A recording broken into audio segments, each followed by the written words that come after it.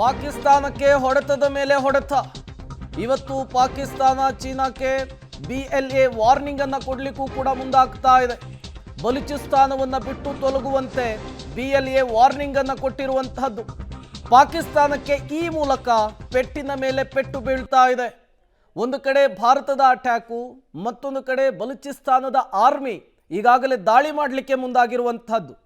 ಪಾಕಿಸ್ತಾನದಿಂದ ಬಲೂಚಿಸ್ತಾನ ಪ್ರತ್ಯೇಕವಾಗಬೇಕು, ಪ್ರತ್ಯೇಕ ದೇಶ ಆಗಬೇಕು ಅಂಥೇಳಿ ಬಂಡುಕೋರರು ಹಲವು ವರ್ಷಗಳಿಂದ ದೊಡ್ಡ ಮಟ್ಟದ ಹೋರಾಟವನ್ನು ಮಾಡ್ತಾ ಇದ್ದಾರೆ.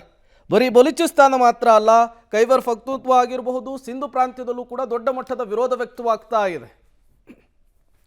ಮತ್ತಷ್ಟು ಡೀಟೇಲ್ಸ್ ಅನ್ನು ಕೊಡ್ತಾರೆ ಪ್ರಕಾಶ್, ನೇರ ಸಂಪರ್ಕದಲ್ಲಿ ಜಾಯಿನ್ ಆಗಿದ್ದಾರೆ. ಪ್ರಕಾಶ್, ಎಲ್ಲ ಕಡೆಗಳಿಂದಲೂ ಕೂಡ ಪಾಕಿಸ್ತಾನಕ್ಕೆ ಪೆಟ್ಟು ಬೀಳ್ತಾ ಇದೆ. ಒಂದು ಕಡೆ ಇಂಡಿಯನ್ ಆರ್ಮಿ, ಮತ್ತೊಂದು ಕಡೆ ಬಲೂಚಿಸ್ತಾನದ ಬಂಡುಕೋರರು. ಇದನ್ನು ಹೇಗೆ ತಡ್ಕೊಳ್ಳುತ್ತೆ ಈಗಿನ ಪರಿಸ್ಥಿತಿಯಲ್ಲಿ ಪಾಕಿಸ್ತಾನ ಅಂಥೇಳಿ? ಪ್ರೇಮ್, ಇಲ್ಲಿ ನೋಡಿ, ಪಾಕಿಸ್ತಾನಕ್ಕೆ ಎಂತಹ ಹೀನಾಯ ಸ್ಥಿತಿ ಬಂದಿದೆ ಅಂದರೆ ಕನಸಲ್ಲೂ ಕೂಡ ಇದನ್ನ ನೆನಪಿಸ್ಕೊಂಡ್ರೆ ಒಂಥರ ದಿಗಿಲು ಬಡಿಯುತ್ತೆ. ಈ ಥರದ ಸನ್ನಿವೇಶ ಬರುತ್ತೆ ಅನ್ನುವಂಥದ್ದು ಊಹೆನೂ ಮಾಡಿರಲಿಲ್ಲ ಪಾಕಿಸ್ತಾನ. ಒಂದು ಕಡೆ ಭಾರತದ ನಿರಂತರ ದಾಳಿಗೆ ತತ್ತರಿಸಿ ಹೋಗಿದೆ. ಒಂದು ಹಂತಕ್ಕೆ ಕಂಪ್ಲೀಟ್ ಆಗಿ ಎಲ್ಲ ನಗರಗಳು ಧ್ವಂಸ ಆಗಿದ್ದಾವೆ. ಚೇತರಿಸಿಕೊಳ್ಳೋದಕ್ಕೂ ಕೂಡ ಆಗದಂತಹ ಸ್ಥಿತಿಗೆ ಪಾಕಿಸ್ತಾನ ತಲುಪಿದೆ. ಸೊ ಪಾಕಿಸ್ತಾನದ ಹೊಡೆತದಿಂದ ಚೇತರಿಸಿಕೊಳ್ಳಲಿಕ್ಕೆ ಆಗದೇ ಇರುವಂತಹ ಸಂದರ್ಭದಲ್ಲಿಯೇ ಬಲೂಚಿ ಲಿಬರೇಷನ್ ಆರ್ಮಿಯಿಂದಲೂ ಕೂಡ ಇದೀಗ ಪಾಕಿಸ್ತಾನಕ್ಕೆ ಎಚ್ಚರಿಕೆ ಕೊಡುವಂತಹ ಎಲ್ಲ ಪ್ರಯತ್ನಗಳು ಕೂಡ ಆಗ್ತಾ ಇದ್ದಾವೆ. ನಿನ್ನೆ ಅಷ್ಟೇ ಪಾಕಿಸ್ತಾನದ 12 ಯೋಧರನ್ನ, ಸೇನಾ ಸೈನಿಕರನ್ನ ಏನು ಬ್ಲಾಸ್ಟ್ ಮಾಡುವಂತಹ ಒಂದು ಕೆಲಸವನ್ನು ಕೂಡ ಮಾಡಿತ್ತು.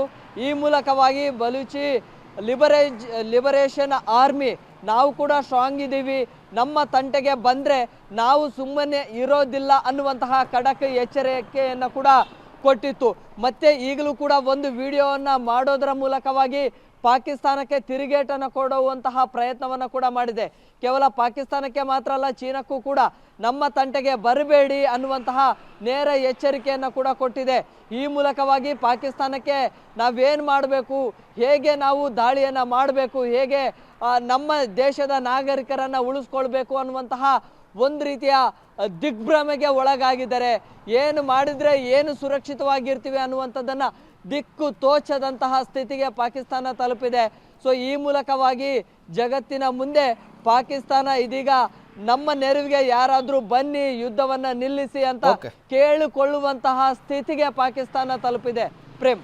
ಓಕೆ ಪ್ರಕಾಶ್.